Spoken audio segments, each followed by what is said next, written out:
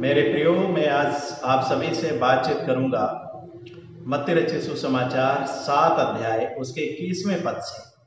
और वहां पर लिखा हुआ है कि प्रभु यीशु मसीह ने कहा कि जो मुझसे हे प्रभु कहते हैं उनमें से हर कोई प्रत्येक स्वर्ग के राज्य में प्रवेश ना करेगा, परंतु वही जो मेरे स्वर्गीय पिता की इच्छा पर चलता है। और प्रभु यीशु मसीह ने ये बताया, स्पष्ट कर दिया कि सिर्फ मुंह से नाम लेना ही प्रभु का काफी नहीं है। यदि हम उसकी आज्ञा को नहीं मानते, उसकी इच्छा को पूरा नहीं करते, तब तक हम उसके स्वर्ग राज्य में प्रवेश नहीं कर सकते। बहुत सारे लोग ये दावा करते हैं कि बस नाम ले लेना ही काफी है। नाम लेना ही काफी नहीं है जब तक हम प्रभु की इच्छा को पूरा नहीं करते। और प्रभु की इच्छा क्या है?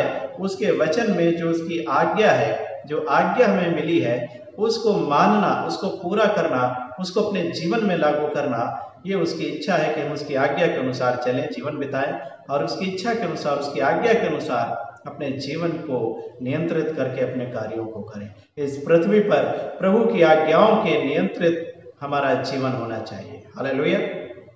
लेकिन मैं सबसे महत्वपूर्ण बात आप लोगों को ये बताना चाहता हूँ कि जब बात आती है प्रभु की इच्छा पूरी करने की, तो जब तक आप प्रभु यीशु मसीह की इच्छा नहीं पूरी कर सकते, परमेश्वर पिता की इच्छा जब तक नहीं पूरी कर सकते, जब तक आप एक काम नहीं करते, और वो काम आपको करना है अपने जीवन से, और वो कार्य क्या है कि अपने जीवन को प्रभु के हाथों में समर्पित कर देना।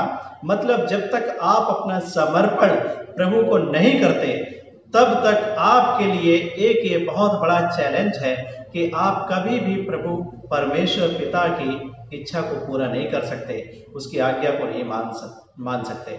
क्योंकि जब तक कोई व्यक्ति, जब तक कोई विश्वासी अपने जीवन का समर्पण ना करे, अगर वो स्वयं की मर्जी से, स्वयं की इच्छा से अगर वो जी रहा है, तो कैसे वो परमेश्वर की इच्छा को पूरी कर सकता है? अगर उसका समर्पण ही नहीं हुआ, जिसने अपनी इच्छाओं को नहीं त्याग दिया, वो अपने मन के सिंहासन पर, कोई व्यक्ति यदि अपने मन के सिंहासन पर वो स्वयं विराजमान है, वो स्वयं ही अहम अपने आप को देता है, वो अपने आप को पहल देता है, और उसने अपने आप को, अपनी इच्छाओं को, अपनी भावनाओं को, अपनी वो सारी चीजों को जो सांसारिक है, शारीरिक है, उसको नहीं उतारा और वहां पर प्रभु को नहीं बैठाया, जब तक आपका समर्पण नहीं हुआ, आप अपनी इच्छा के अनुसार जी रहे हो, आप अपनी मर्जी के अनुसार जी रहे हो, तब तक आप कभी भी प्रभु की इच्छा को पूरा नहीं कर सकते, उसकी आज्ञा को नहीं मान सकते। मेरे प्रियो, प्रभु हमसे मांग करता है कि हम अपने जीवन से, जो हमारा मन का जो सिंहासन है, जिस पर हमने स्वयं को बैठा के रखा हुआ है, उसको स्वयं को नीचे उतारें और अपने प्रभु को उस सिंहासन पर बैठाएं, अपने मन के सिंहासन पर प्रभु को बैठाएं। हालेलुया। मैं आपको बताना चाहता हूं कि प्रभु यीशु मसीह जब इस दुनिया में आए, हम इब्रानियों 10 अध्याय 6-7 पद में पढ़ते हैं, वहां पर लिखा गया है कि प्रभु यीशु मसीह कहता है कि तू बलिदानों से प्रसन्न नहीं हुआ, ना ही तूने भेंटें चाहिए, और इसलिए हे परमेश्वर देख, मैं उतर आया हूं, मैं स्वयं आ गया हूं ताकि मैं तेरी इच्छा पूरी करूं। और जब प्रभु यीशु मसीह पिता की इच्छा पूरी करने के लिए इस जगत में जब उतर आया, उसने सबसे पहला काम क्या किया? जब हम मत्ती रचित सुसमाचारों में पढ़ते हैं, मरकुस में पढ़ते हैं, लूका में पढ़ते हैं, यहाँ पर प्रभु यीशु मसीह ने तीनों सुसमाचारों में सिखाया है, बताया गया है हमें कि जो भीड़ प्रभु यीशु मसीह के पीछे आ रही थी, जो भीड़ प्रभु यीशु मसीह के पीछे चल रही थी, प्रभु यीशु मसीह ने उनसे एक बात किया, उनसे एक मांग किया। क्या मांग किया? कि यदि कोई मेरे पीछे आना चाहे तो अपने आपे का इनकार करे। पहला काम क्या करना? अपने आपे का इनकार करे और प्रतिदिन अपना क्रूस उठाए हुए मेरे पीछे बोले। हालेलुया। जब अपने आपे का इनकार करने की बात आती, प्रभु यीशु मसीह ने अपने आपे का इनकार करने की बात उस भीड़ से कही। अपने आपे का इनकार करना क्या है? अपने आपे का इनकार करना मतलब है आप अपनी इच्छाओं को, अपनी कल्पनाओं को, अपनी सारी अभिलाषाओं को जो आप अपने जीवन से करना चाहते हो, उनका त्याग कर दो। और ये शिक्षा प्रभु यीशु मसीह ने देने से पहले, जब इस दुनिया में आया, पिता परमेश्वर की इच्छा को पूरी करने के लिए, मानव जाति के उद्धार के लिए, हमें और आपको बचाने के लिए, क्रूस पर मरने के लिए जब वो इस दुनिया में उतर आया, तो उसने अपने आप को क्या किया लिखा है उसने अपने आप को शून्य कर दिया। हालेलुया।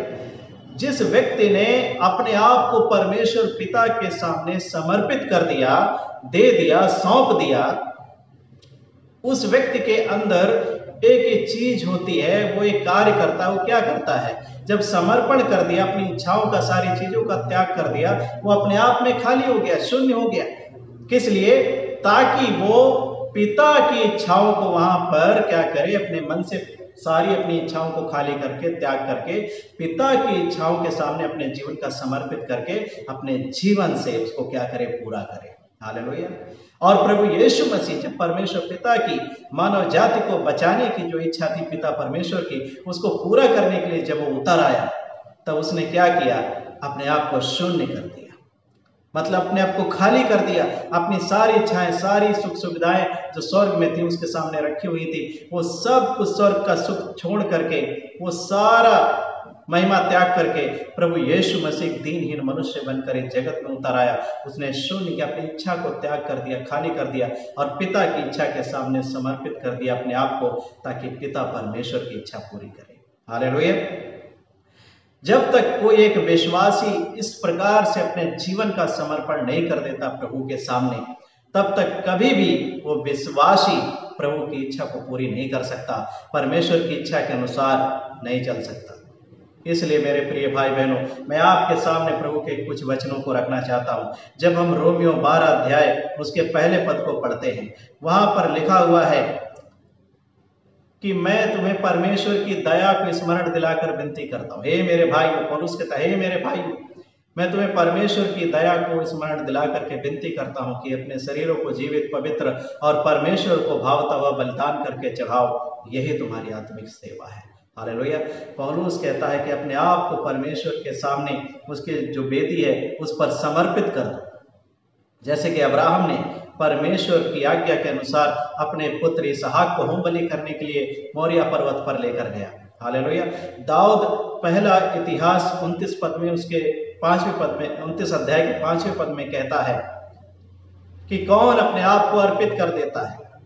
ये जो समर्पण का कार्य है ना, ये जोर जबरदस्ती से नहीं होता।